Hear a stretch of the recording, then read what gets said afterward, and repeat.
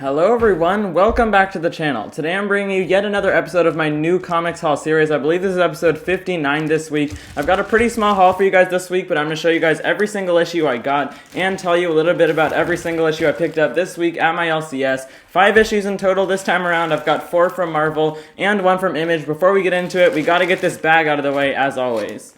Okay, now that we've got that all out of the way, let's get right into the haul. So we always do start it off with my most anticipated issue of the week. Let's get this started with Fantastic Four Reckoning War, The Trial of the Watcher #1. This is a pretty light week, so not too many huge releases actually came out this week. This one was the one that excited me the most, though. It's just a one-shot tie-in to the ongoing plot thread we've got going on in Fantastic Four, the story arc called Reckoning War. It all kicked off in Reckoning War Alpha #1. Since then, we've had the story arc contained within the actual pages of Fantastic Four with issues 40 and 41. I think 42 might come out next week. But this is the first actual tie-in to the main Reckoning War event. We saw one plot thread happening in the last issue of Fantastic Four in which Uatu the Watcher, who's been recently resurrected, has summoned all of the other Watchers to warn them about the Reckoning. The Reckoning is basically just this alien race who hasn't been around for a really long time in Marvel Comics. They go way back to like the beginning of Marvel history. Turns out the Watchers gifted them with special technology,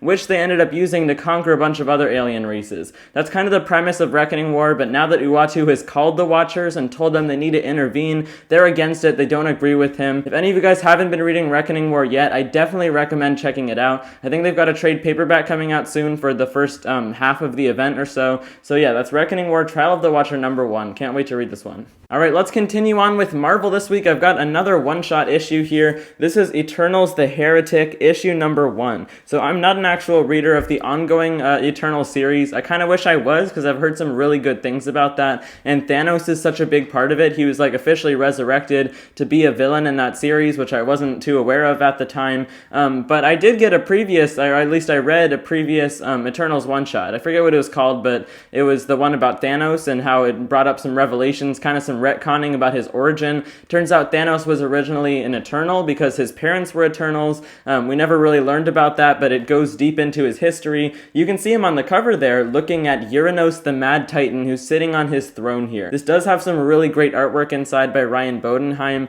I know he passed away a couple months ago, so rest in peace. This is his last work in the comics industry. I'll be really interested to read this issue. I feel like maybe Uranos could make some sort of return. He's Thanos' grandfather, and I can imagine he might be the main villain for the Judgment Day event that's coming up from Marvel. What do you guys think? Will there be a main villain, or will it just be heroes versus heroes? We'll see. Let me know down in the comment section below who you think the villain is going to be. That's the Eternals the Heretic #1. Alright, let's keep this haul going and hop on over to the Amazing Spider-Man side of things here. I've got a tie-in to the main run. This is the Amazing Spider-Man Beyond, number 92, Point Beyond. So it's one of these Beyond tie-ins that they've been doing. I think this is like the 4th and final one. Next week we've got number 93, which is the big conclusion to this whole huge Beyond overarching story arc that we've had going on for like the past half year, I think, at this point. And based on what I've seen looking at the artwork inside here and how many like writers and artists there are on this comic, it seems like this one is really just serving the purpose of wrapping up every single little plot thread in Beyond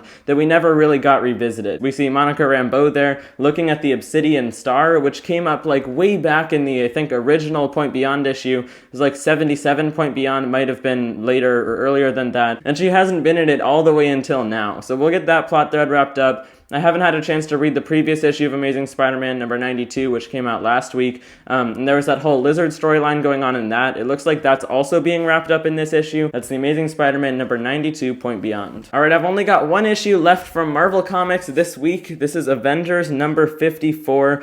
This is an insane cover. The original solicitations for this cover didn't have like this huge, colorful speech bubble like it has now. I think that looks pretty cool, though. The cover is done by Javier Garrón. Writing in here is by Jason Aaron, and the artwork is by Juan Frigeri. Look at that, I was just talking about it. They've got the tag on the corner here now, getting people hyped up about Judgment Day. Judgment Day is coming, and this story arc is called The Death Hunters. It's had to do with these multiversal masters of evil that Jason Aaron has created in his run. It's all of these like mashups of different characters, or just really powerful versions of different Marvel villains across the multiverse. Basically, the villain's initiative in this whole storyline so far is that they're trying to take down the Avengers in like every single universe. So for a lot of those those universes, they would go back in time to the prehistoric Avengers to alter the course of history. They couldn't do that with this universe, so now they're in the present day trying to take down the Avengers again. This has been a really insane, pretty wide scope story arc. Not much has really happened in the case of this being such a big scope, though. Like, there hasn't been too many casualties or anything like that. So I definitely think the Multiversal Masters of Evil will be back soon.